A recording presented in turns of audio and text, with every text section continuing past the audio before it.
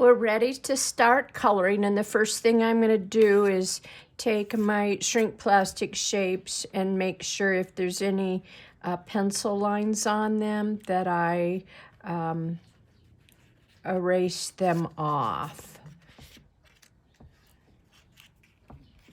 Okay, get rid of the crumbs. I've got my little tiny flower shapes, my cabochon shape, my little leaf shape, and my butterfly. And then I have my template, and these are the colors that I've selected. A yellow ochre, an olivey green, a light peach, a darker peach. This is kind of an apricot, and this is kind of a shell color. Then a nice warm red that's clean and bright. And then an ivory, a nice periwinkle, blue lake blue, an aqua, and then I have kind of a celadon green and a brighter green. Don't know where it rolled to, but we're going to use something that's kind of a spring green. So here, this one's more leaf green, okay? And just use what you have. Mine are Holbein brand. You can use Prismacolor. Those are absolutely awesome. I've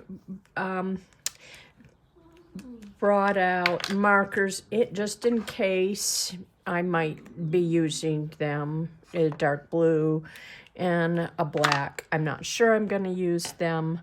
And then I have my pastel palette. Okay.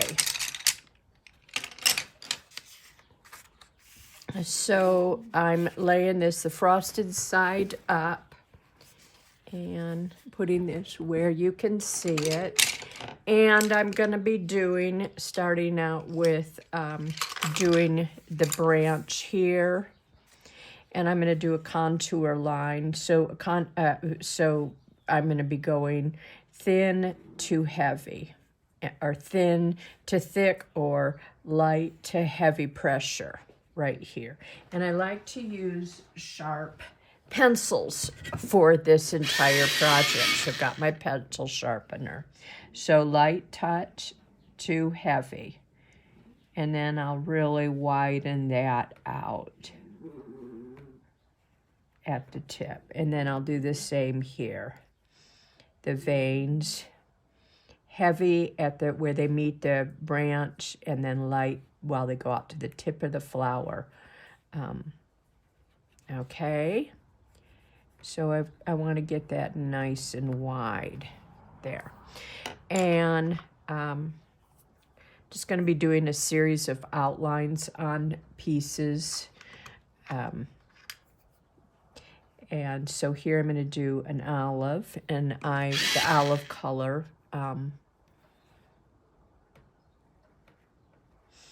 The point I'm making is we are going to be using varied colors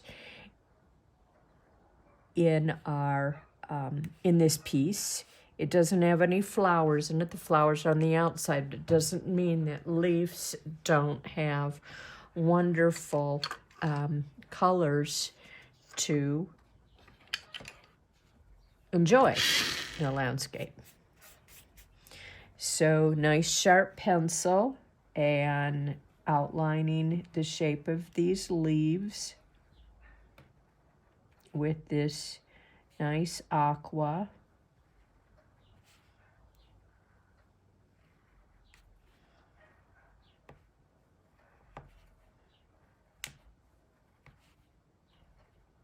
Looks like I forgot to put a twig in here, a vein in there.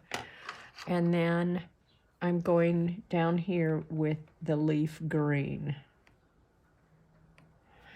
And then this color is kind of a celadon green. Nice sharp line. And now I'm gonna come in with some pastels. And bring this over. Oh wait, I want to do one more thing. I want to come in here with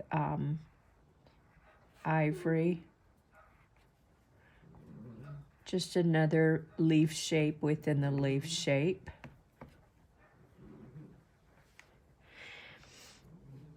And then I'm going to mix a little green with the orange. A little more green, and that makes a nice olivey color. And I'm spreading it out on that leaf, and then I'm going to make it a little more orangey, and then a little more green down at the tip, and I'll use my finger to kind of blend that around. A little more orange down here, so we've got a variegated feel. Here, I'm going to just go straight green, and here I'm mixing yellow and green.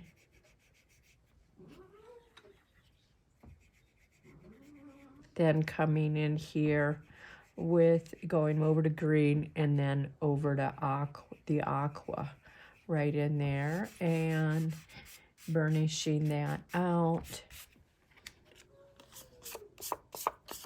Taking it. Notice I just smeared and I didn't go in the lines. Now I can see what I've done, and I'm gonna come in here and reinforce these lines.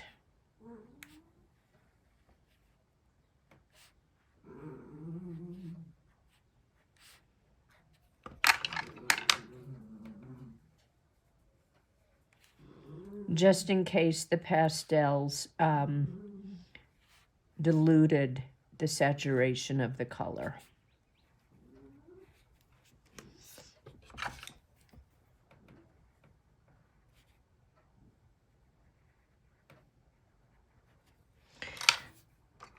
And we'll build it up.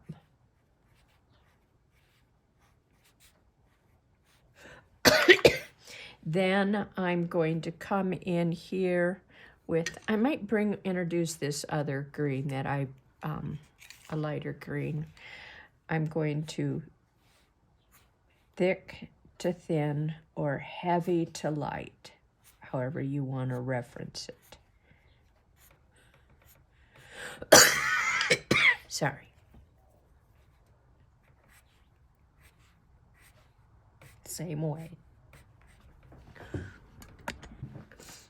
I'm next going to come in with peach color and create veins in these pieces back here and more of that thick, thin line.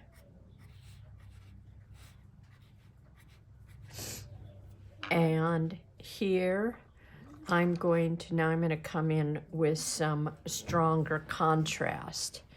I'm doing a blue vein here, and I'm going to come in with dark indigo blue dots along here, and some lines like these dot dash.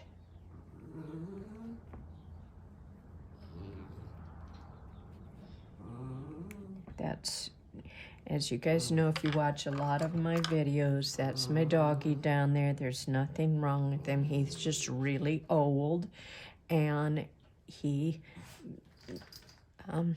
fusses a lot. So now I'm coming in with this nice red contrast. See how things are starting to pop on this?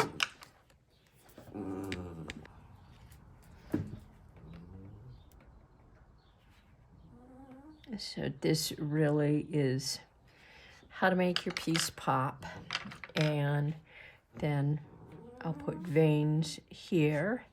And then The blue probably when I take it down, when I shrink it down, will read as more of a black, but I'm choosing to use the blue. And let's see, where else would I like to add that? I think that's enough of it. We just want to tie the piece in because I'm going to use some blue on the butterfly, and I want it to have continuity of design where blue has been used elsewhere in the design and not just on one piece, or it'll look like the odd man out. So now I'm going to take this periwinkle blue and put some dots randomly around here in the background, just wherever I feel it might need one, and I'm going to call it a day on that. This is Scooty. This is who we always hear whining in my videos. We're ready to color our butterfly, and I'm making sure that I get all the pencil lines off of it. Sometimes they can get into the cut lines, so doing the edges. And I'm doing that with my leaf bead too. And then you're gonna have 5 of these flowers to color. So we're on the regular shrink plastic on the frosted side of this. And what I'm going to do is take just a little, create a little peach by mixing orange and pink together, and highlight that in the center.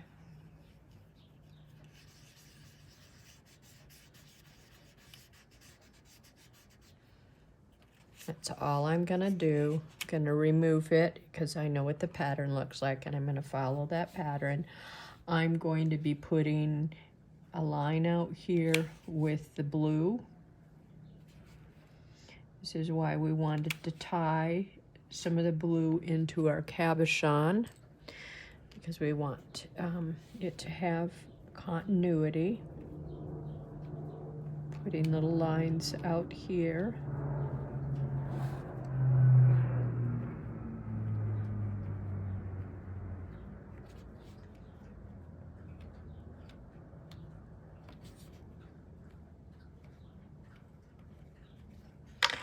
And then I'm going to create that body shape and fill in. That's with the indigo blue.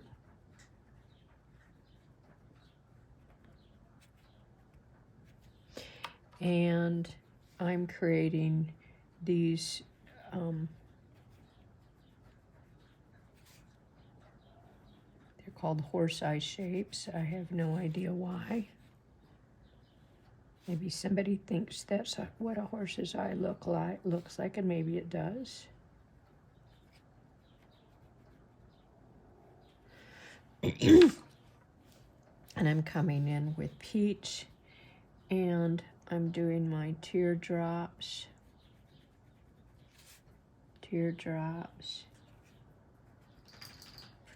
and I'm going to add a line here, and a line here, and a line up through here, line here, a line here, line here, and a line here. And I'm putting little dots here and adding peach line here and a peach line here. Now for the leaf, I'm going to come in here with green. Green has been really contaminated with the orange, so if I want to go add more of a blue to it, I can do that. And I'm going to come in here.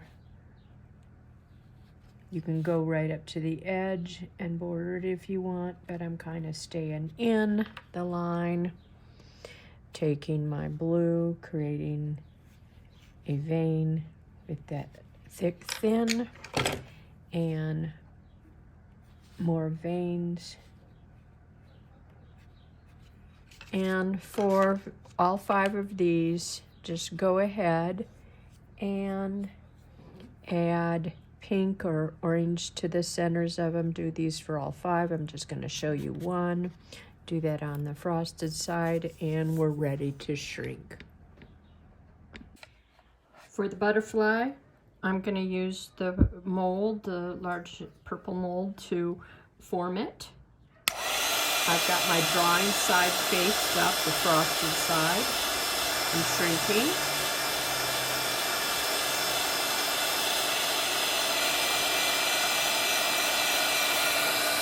Put that up there. That's why I put it in my little bowl. It's totally shrunk down. Put it in a little bowl. It's already kind of the form I like, so I really don't have to do any work unless I wanted it a little more open, but I think that's going to work just fine. Now I'm going to shrink the leaf just flat. It doesn't matter what side.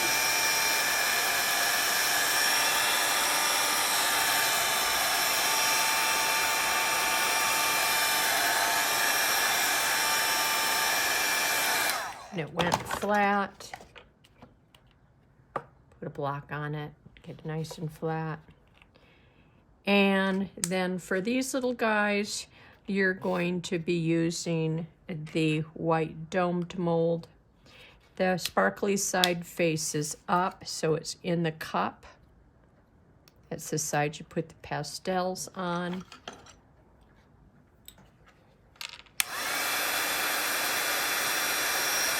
And it shrinks very fast and cools very fast, so work quickly. And do all 5 of these. And there you go. I'm going to be forming the bail. So let's heat it up and shrink it down. I have my stick ready. I have my gloves I'm putting on in case I need them, because we're going to be touching the hot plastic. And we need to work pretty quickly on this, so here I go.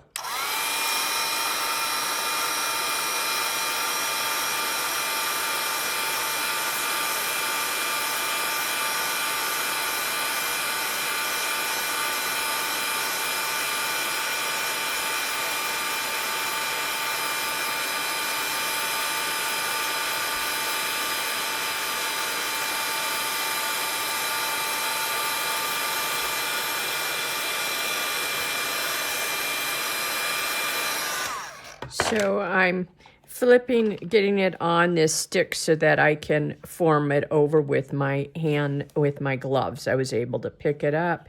And there I have my bail. And I've got one side that's flat. If I want this a little tighter, the loop in here a little tighter and less proud, standing up so strongly, I will reheat it. Bring that down around and kind of squeeze it in a little tighter. Don't force it. So that gives us, I'm going to take my gloves off so you can see it.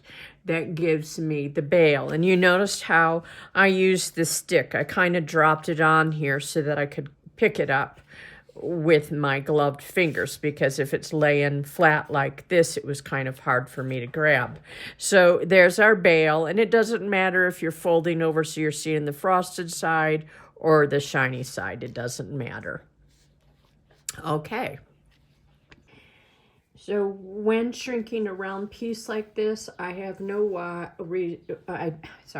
do not understand why the round beads are so temperamental. My best understanding is that it's the shrink plastic that can make them temperamental. It's not how you're shrinking, because usually if you shrink a shape in the the hand warming bowl, the hand forming bowl, you can circulate the heat evenly around it, and that helps assure that it'll retain its exact shape when it shrinks down.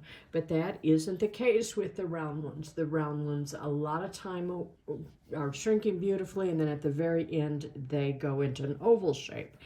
And I'm really hoping that this happens on this piece today, because I'm all ready to show you how to make the adjustments to that when that happens. So we're going to heat it in the bowl, and we've got our little mold all ready to go. There's no doming pin on this, and I've got my stick because this is going to take several steps to shrink this. Now when I do form it, I'm going to have the shiny side up at the top of the dome. So it doesn't matter how I place it down, because I'll probably be flipping it around, and I'll move this so that you can see me heating, and I'm going to heat around the perimeter evenly.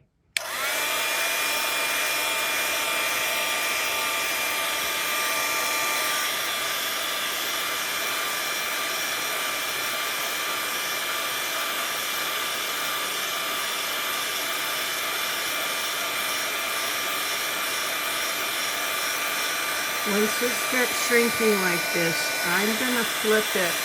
I'm going to take this out for a minute so you can see what's going on. I'm going to flip it over, back and forth, kind of like flipping a pancake or grilled cheese. And sometimes that helps assure that it will shrink round. But I can see that this went into a slight oval, and I'm going to pick it up and show it to you. See how it went from an oval a little bit? So I'm going to put this down here, get it warm again. I'm going to pick it up with my gloves. You must have your hand-forming gloves for this. This is a must in doing this. You cannot touch this hot bead without them. So we're going to take this, and we're putting our thumbs here, and we're gently pulling it out, much like stretching pizza dough. And I got my round shape back. Now that I'm going to reheat, and it's going to want to kind of go back into that oval, but it's also going to each time stay a little bit more round, because we're guiding it and telling it what we want it to do. I've got my stick handy now so I can touch it to feel when it's moldable.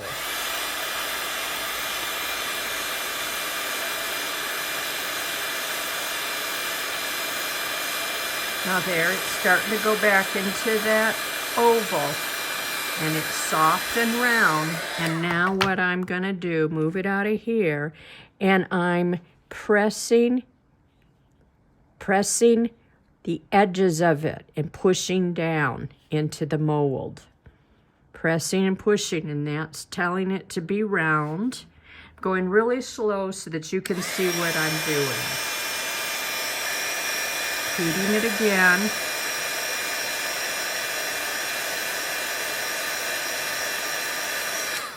Pressing the elongated in and pushing down in there, and pressing those in so that it stays round, and then I'm going to form it while it was still warm. And if you have to keep heating it and moving back and forth, go right ahead.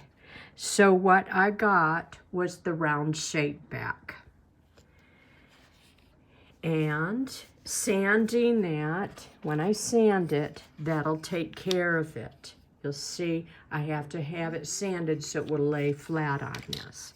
Now I'm going to shrink the butterfly. I've got the little mold here because I'm going to kind of let it sink into that.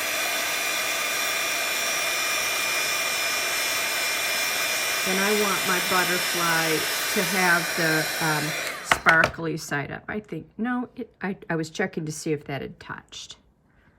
It didn't.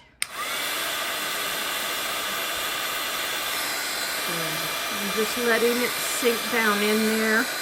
I can take my doming tip kind of tell it what I would like it to do. Hold it while it cools. There, to get kind of that fluted form. There, that's the look that I wanted. And that will, when that's sanded, go line up with this.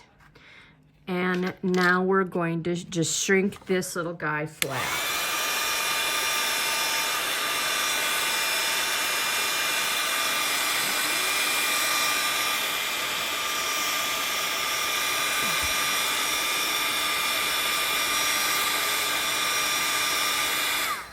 And I will flip it out and just put the block on it.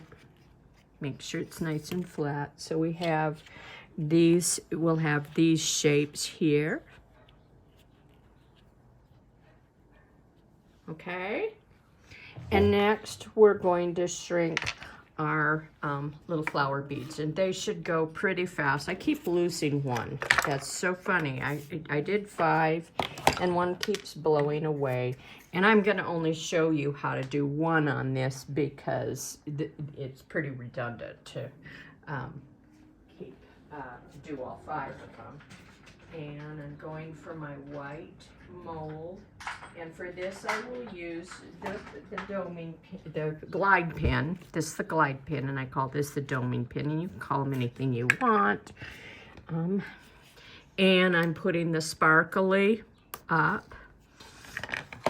And then heating. Notice I pressed it down in the mold. And then coming in here. It probably cooled. It's probably cooled. I couldn't get it on that fast enough.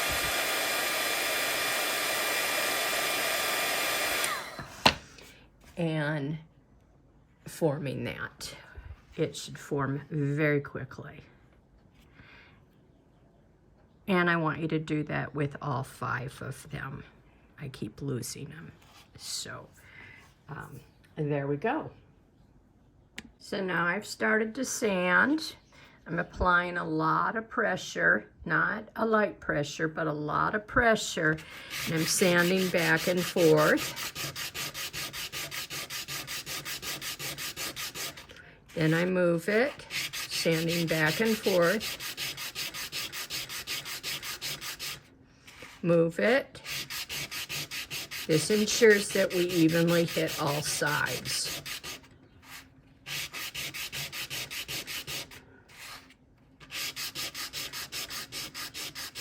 And I'm gonna check. I think I'm pretty much done. Yeah, wiping some of the dust off so that you can see what I have. You want all of these edges to have this sanded frosted look, and you want it to lay flat on a surface. And there you have it. It's a nice round cabochon shape. It's time to assemble. And I've poured out my components. I've got my fire line. I've got my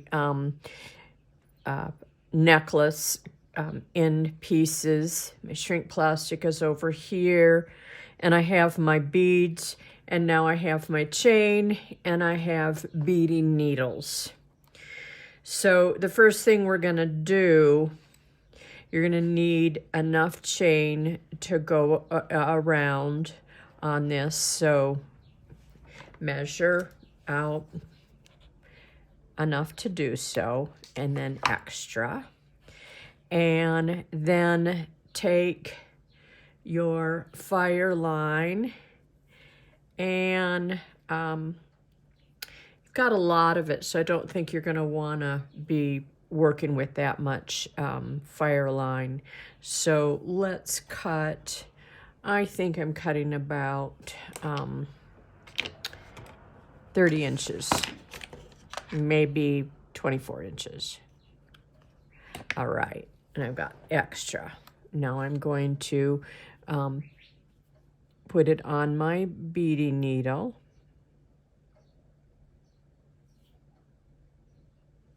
There we go, choked it up. And we're going to start at the bottom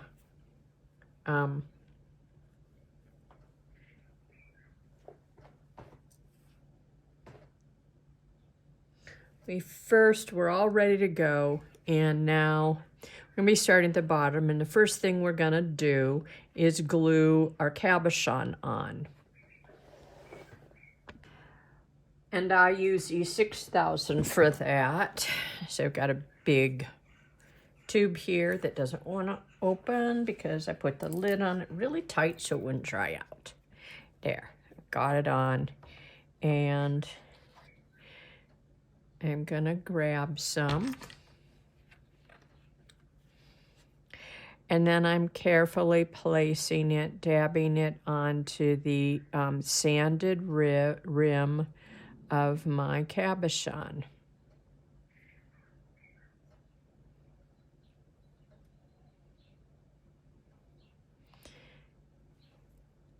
And I want down here, this little piece to be at the bottom. Okay, that's what I want. And so I'm taking my Q-tip and wiping my excess off. And I will center that and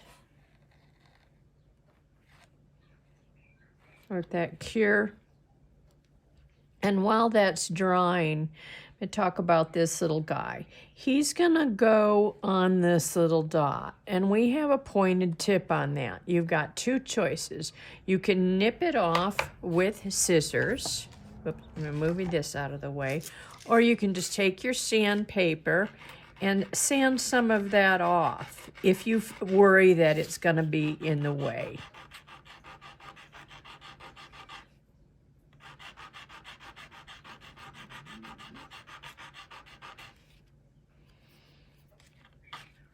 There. So that will be going right here. Our little, our beading will go around here. And then in each little hole, we'll be adding the little shrinket beads. And there's these tiny, tiny flower sequins that we're going to be putting in the centers of that, and that will help our little itty bitty, our little 11 beads, our little 15 beads to not go through our hole because they're about the same size. And then we have a little blue one here that,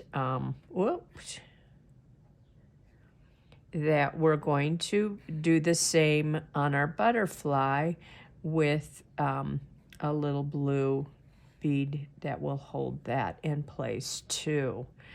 And then the white beads are for the back side. And in your kits, these will come in, you might not, I've got yellow I'm using here, and you might have the nice crimson red or a peachy pink.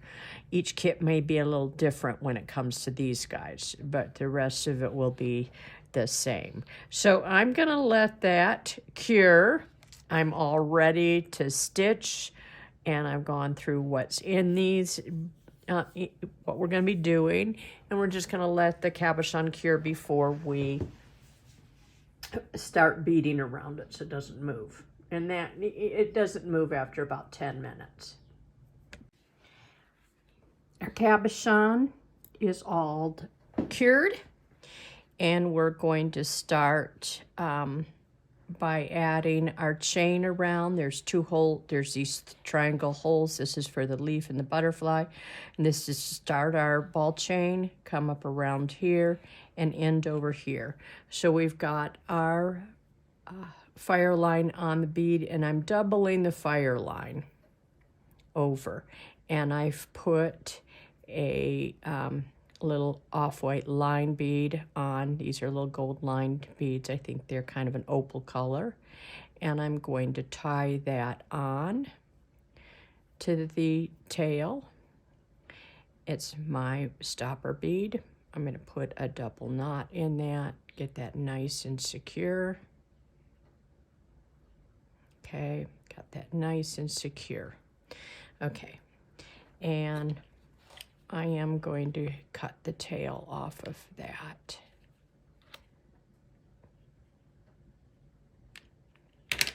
So that it's not in my way. I'm coming up here through this hole, and then I'm going to come on down and through the, gonna grab my opal bead, come through the hole on the opal bead, the bead hole, grabbing the bead hole. Okay, now I'm going to use this like a slip knot, pull my bead up tight to the edge, come on down here, and just before I get through, I'm going to get my chain in place, and I'm going to be grabbing the line right there behind the neck of the very last bead. I'm going to go slow so that it doesn't slip off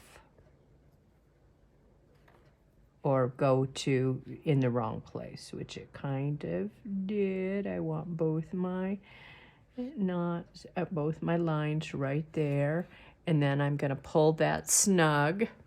Okay, then I'm going to add a series of beads to stretch across that line. Count how many I've put on. 1, 2, 3, 4, 5. I'm going to try 8. See how that looks. It looks like I might need 7. 8 counting the one that's on there already. I'm going to come up here. Yeah, that looks pretty good. And I'm pulling this snug tight and seeing exactly where it should land, and I'm going to get that in place first. Pull that tight and add another bead and come up through there again, and this is when I add a flower. Okay, a flower with a little itty bitty tiny sequin and a green bead.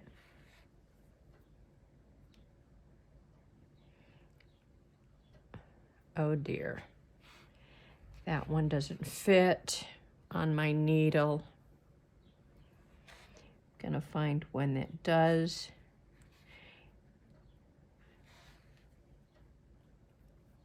Found one that did.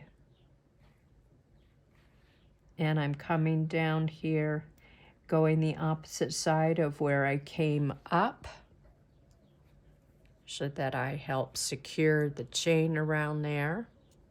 And I've got my first set on, and then I'm going to come in here with 7 more, if that's what I need, 6 or 7. So I've got 4 on, 7. I'm coming up, catching my chain, going the opposite side so I catch it, putting on a bead, coming back up through. Doesn't matter which side I come up through here, as long as when I come down, it's the opposite of that. Then I'm going to put on my little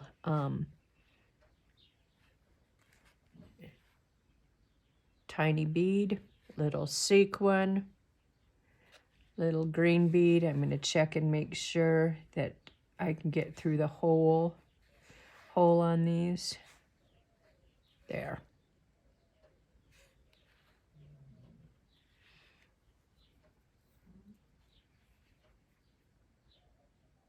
And then making sure that I go down through the opposite side of that so it catches it. And that's what we have. Catch again. It went through my, I went through my seed bead there, so I'm going to add 7.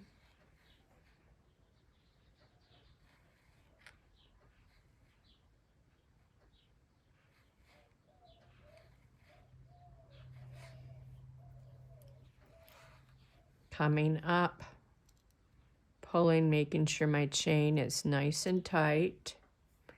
Coming on down the other side, pulling everything nice and snug, adding a seed bead, number 11, coming up.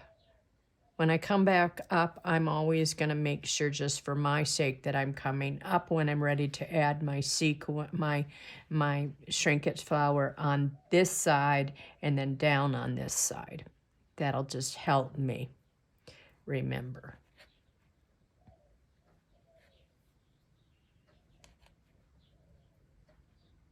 Make sure I find one that'll go through. Didn't think I'd have that problem.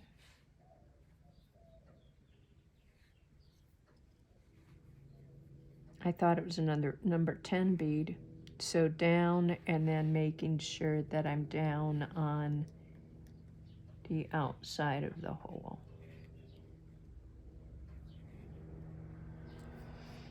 And I didn't get through my bead there, so I'm going to make sure I go through my bead on the back side.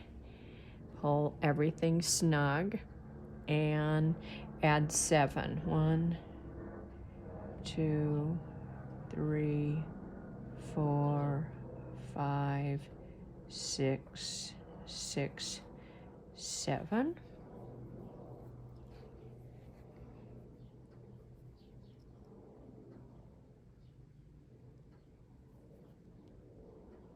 Come up through here, down, pull snug, and I've got a little bit, I don't know if that bothers me or not. I think it does, so I'm going to take that out and I'm going to snap one of those beads instead of taking it out. I'll snap one off.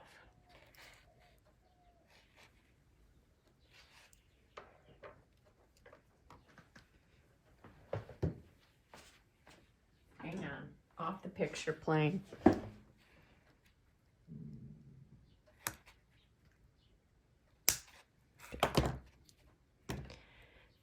Snapped it off. Yeah, that was a right choice because I didn't have room to add. So you're just going to have to go kind of what seems right for you. So I've added this and come up here and another flower bead, yellow sequin, green, making sure green will have a big enough hole. Yep, most of them are going through. The greens are going through. Down, back, and then, as I said, I go on the outside of the hole if I came up on the inside of the hole. And this is what I'm getting so far. And I'm going to add 6. I'm thinking 7, but last time I had to take one off. So now I'm at 4.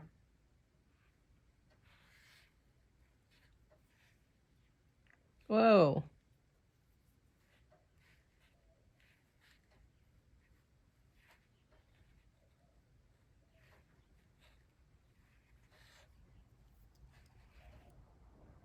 Yeah. Coming up.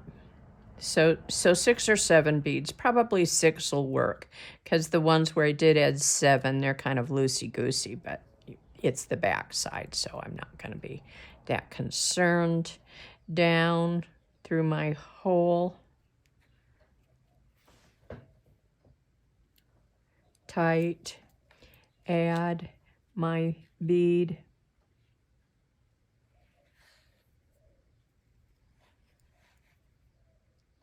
Up on the inside, add my Shrinkets, add the little yellow sequin, and yours might be a little different color. I'm gonna risk it, not check, and I didn't check, and guess what, it doesn't fit. So I'm kind of looking for one that will. There, I think that one will. There, it did.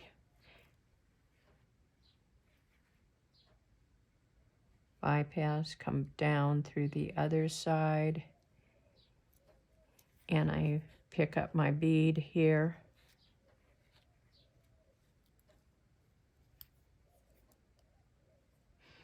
And then let's add 6. See what it's saying? They're a little loose, and this is, you can't really tell. These had 7 on them, these had 6, so you decide. The added one making it 8 or making it 7.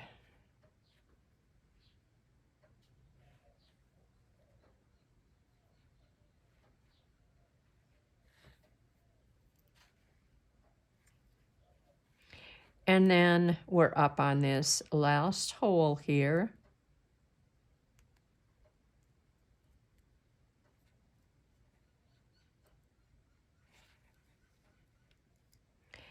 And this is when I'm going to cut my chain. I'm bringing it up here, and I'm looking at where I'm going to cut it.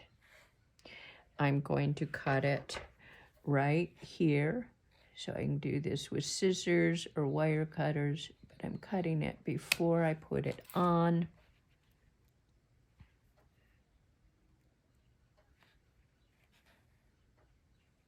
And that's where it's tricky, because you don't want to lose it. So I'm using, I lost it a little bit. Don't want to lose my loop.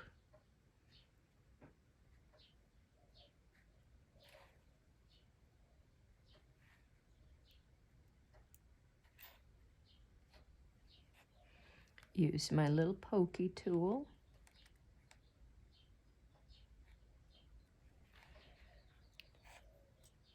I think I'm gonna, I decided I was gonna start over with that. Count how many, yeah.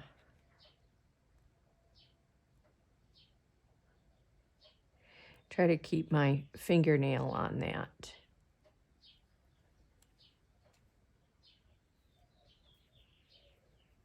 There, that's doing the trick, I think.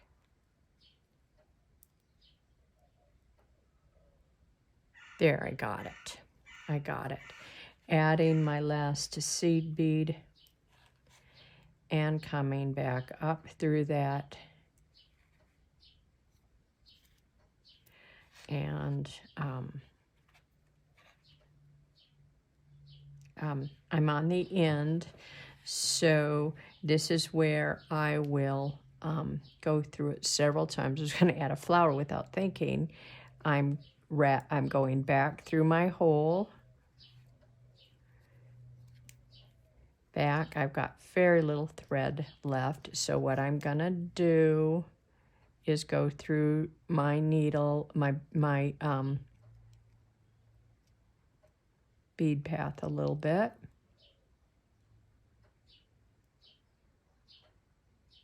Doesn't matter what bead path I go through. This one seems easier to get to.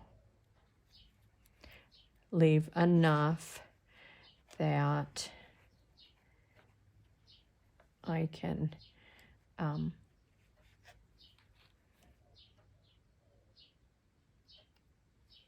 tie off or put a dab of glue on that right down here. And I can use just a tiny bit of super glue or whatever you have that you like to tie to drop on your beads.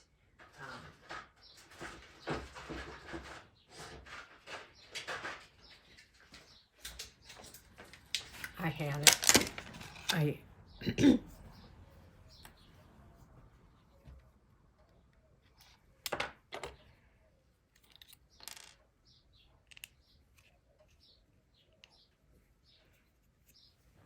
this is a gel. So I'm going to grab some of that, put it here, and put it right there. And then make sure I zap that. Yeah. So now we're ready to do the details on the bottom. It's time to put the little butterfly and the leaves on. So I've put the fire line on my beading needle, and I'm going to first take, roll off the blue bead, and I'm going to string it on and fold it over so it's in the saddle of this.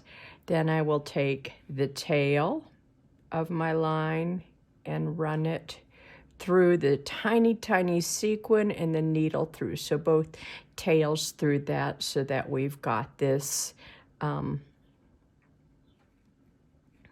little, gotta get that extra tail out of there. So we've got our little collection in a saddle and a bead stopper. Now I'm going to take and run that through my butterfly, the top of my butterfly.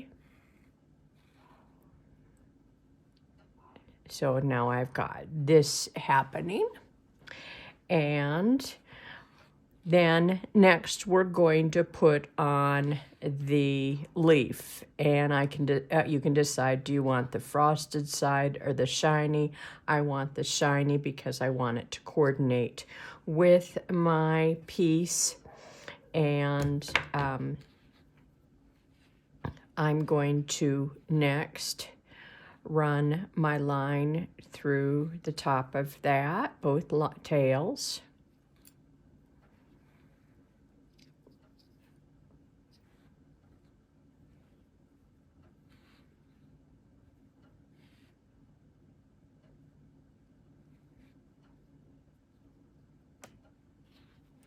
Got both tails through there.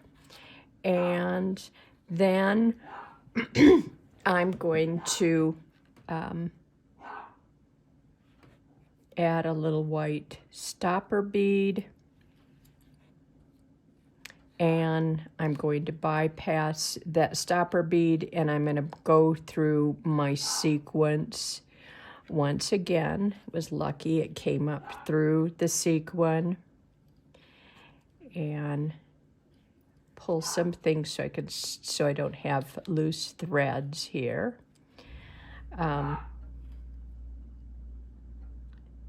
Come through the blue bead because it didn't go through that, and down again, down through my entire sequence, and kind of pull tight. Now what I want to do is, if I don't want my little piece to spin, I want to take a tad bit of E6000 and I want to put it between the layers. This just makes what I think is like a little rubber gasket back here. Okay, now I'm going to pull all of that snug, and I'm going to come through my white bead and pull everything snug and tie that off.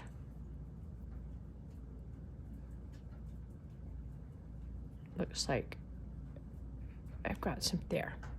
So nice, tight, a surgeon's knot around and around, and pull snug, and another surgeon's knot around and pull snug, and a third surgeon's knot.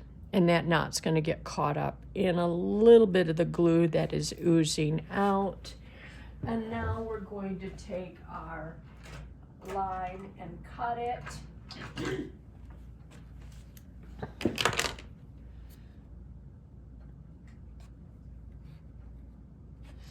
And I'm going to take my Q-tip here and get any of the glue off.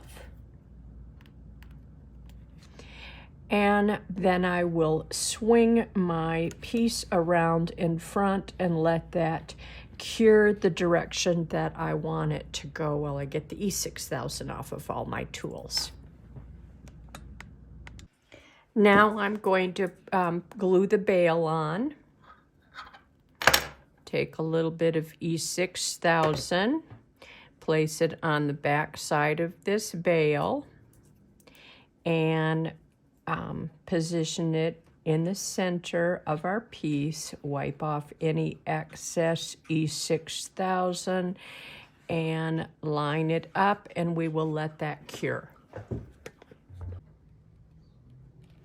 My bail is cured, and now I'm ready to put my ball chains on, and this is a multi-strand necklace, and it really, doing this tiny micro ball chain makes it really glisten because it's got the gold, it's gold based and then electroplated, and then the it's got polished off edges so that it's got glistening gold coming through. So I cut each length about 16 inches because that's the size I wanted my necklace. And I'm using 4 strands. At the very minimum, I'd say use 3. One looks pathetic, 1 strand. So slide these little guys onto the bail.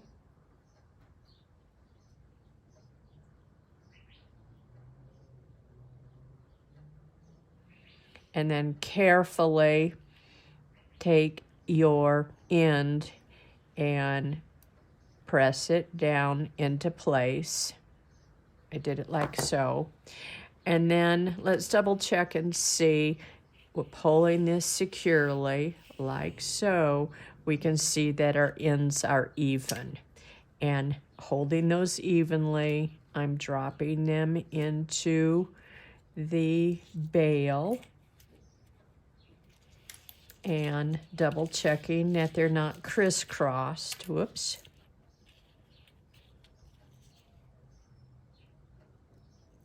Getting them through there.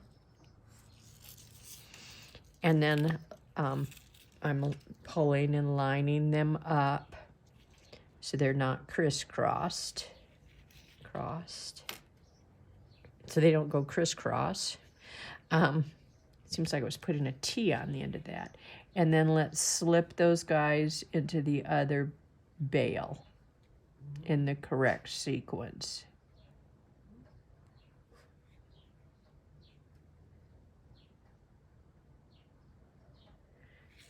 I'm going to hold that tightly and carefully bend this over.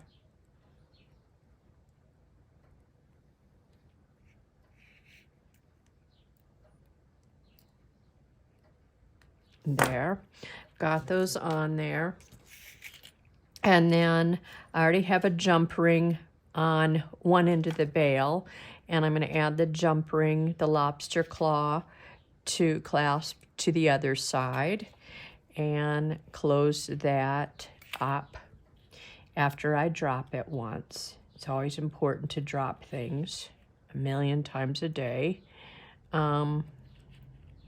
Tightening that up. And now we're going to look at what we have here. And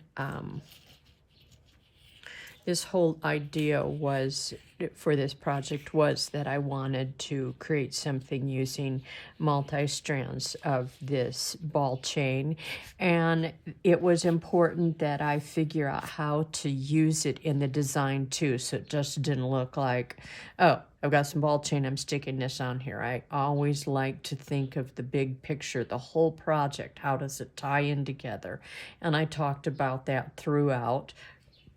how I knew I was going to use blue accents out here. And so I wanted to use a little blue in my design in here to tie that in.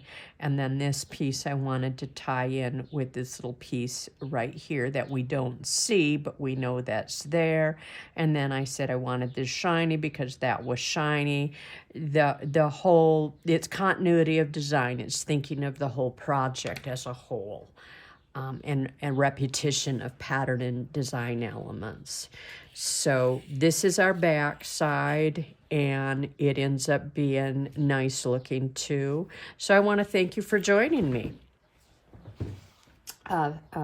Links will be in the description to product and of course the class kit. Please like and subscribe if you enjoyed the video. Thank you. A quick recap. I wanted to show you that I repaired this. I'd put it on backwards in the video. And then I wanted to go over the fact that that the Songbird cabochon class can also be created with this same concept. And on this one, this is 3 strands of beading, putting on it, doing the blue. And I'm going to put, once again, in the link, the bead chain that I have on my site because I have it in a lot of different colors. So once again, thanks for watching.